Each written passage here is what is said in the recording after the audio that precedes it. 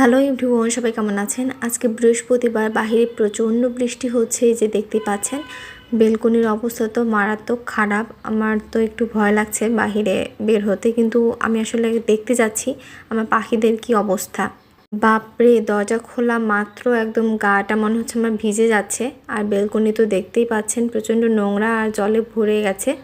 চলুন দেখি আমার পাখিগুলোর আসলে কি অবস্থা। এই যে পুরো কাক ভেজা হয়ে গেছে চিঠি, আর মিঠি তো দেখি এই যে পাতিলের মধ্যে ঢুকে আছে, হাঁড়ির মধ্যে এই যে বের হয়ে যাচ্ছে। ওরা আসলে হাঁড়ির মধ্যে থাকতেই চায় না। আসলে ওরাও বৃষ্টি অনেক বেশি এনজয় করে। এই দেখেন, চিঠি কিন্তু এখানে বসে আছে ঠিকই, আর এই যে সরে যাচ্ছে, যেখানটায় বেশি বৃষ্টি হচ্ছে সেখানটায় সরে যাচ্ছে। আর মিঠি কি করছে, এই যে দেখুন, ও তো জলের মধ্যে পুরো নেমে গেছে, এমনিতেই ভিজে গেছে বৃষ্টিতে, তার উপর আবার জলে ডুবে স্নান করছে।